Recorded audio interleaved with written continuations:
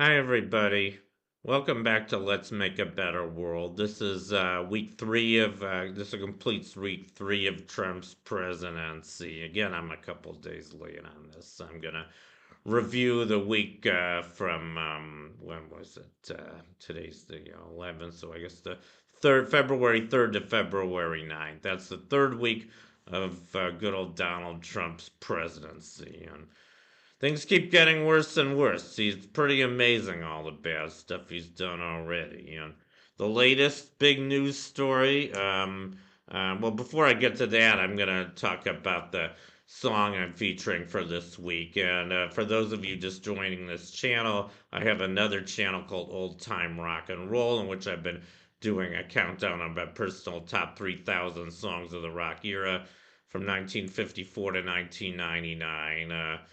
I know a lot more than 3,000 songs from that period, and I left out a lot of good ones. So I figured I might as well feature some good ones on this channel. So I decided every week I'm going to feature a song that didn't make my top 3,000 list, but I still like it, and I feel like it's relevant in some way to what's going on, what's been going on in the last week with Trump. So it was hard for me to pick this one because I couldn't quite find a good fit, but the song I ended up picking is Hitchin' a Ride by Vanity Fair. Good song, because yeah.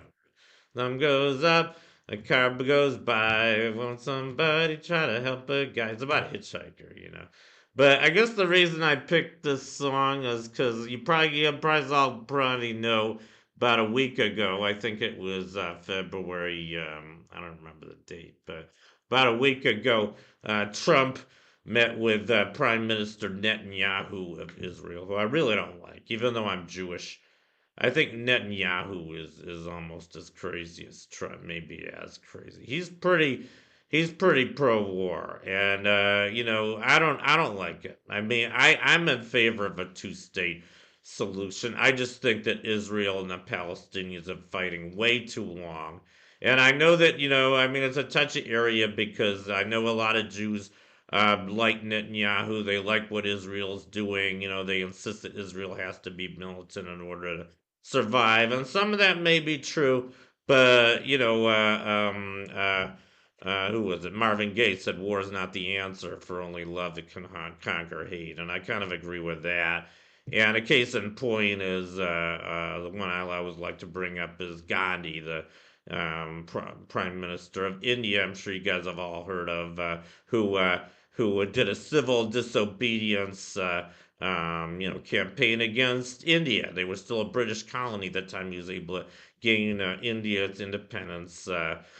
Second most populated country in the world, I think, even at that time, without raising a fist, no violence at all, just pure civil disobedience. So, to me, that proves that we do not need physical violence to get what we want in life. I think that goes for people and nations and powers. I just believe in that. I don't believe in war. I think there's always an easier way to resolve issues. Touchy area, but that's just what I believe. And so that's why I don't like Netanyahu. And I don't like a lot of what Israel is doing, even though I am Jewish. I've been accused by some Jews of being anti Semitic for that reason. But everybody has different opinions about this. But I'm not happy. I mean, especially I was shocked by this news story. Trump made a deal, I'm sure as you guys all know, with Netanyahu to get all the Palestinians out of the Gaza Strip, force them out. I mean, forced relocation, which I think is a terrible thing, no matter who it is. I mean, yeah, there's a lot of things I don't like about what the Palestinians are doing, but they've been living in the Gaza Strip for I don't know how long. Some of them, I think, most of Israel's history, and they don't really have anywhere else to go. And, are we going to just take them out? Just because we don't like him, that's the wrong thing to do. And they're not going to want to leave. And he's already declared war, in my opinion. He declared war against the Palestinians. And yeah, there's a lot I don't like about the Palestinians, but I don't think the United States has any right to declare war on, they're halfway around the world for one thing. And I don't know why he wants to relocate him. It's just so stupid. He was talking about turning the Gaza Strip into like another golf course or something. He just thinks in terms of real estate. He thinks in terms of real estate and power because those are the only things he understands. He doesn't understand anything about the Jews or Israel or any fucking thing.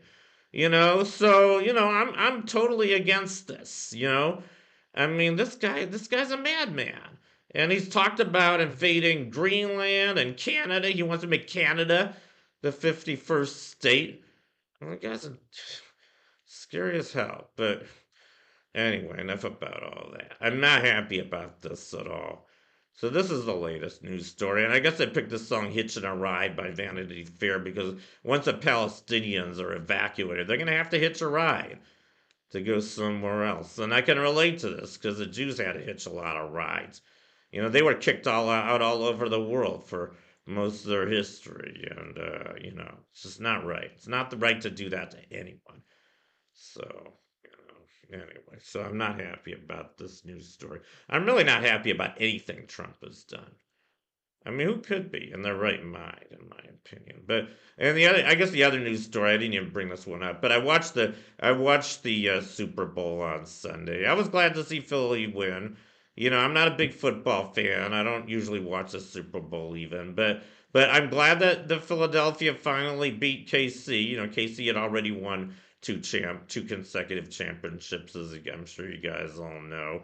So I'm not a big KC fan because it's Trump country for one thing, but so I like Philly. I've been there a couple times. It's where our Constitution is, and it's where the Liberty Bell is, and it's where Benjamin Franklin's from. A lot of great history from Philadelphia. So I'm glad the Eagles won. Yeah, Eagles. So anyway for that. But that I guess completes my Trump spunk out for tonight. And I always try to finish with a hopeful slide at the end. So this is a picture from 1978 of the Camp David Treaty, which was a really great moment in history by probably one of our last great presidents, Jimmy Carter. I mean, at least probably the last really completely honest president.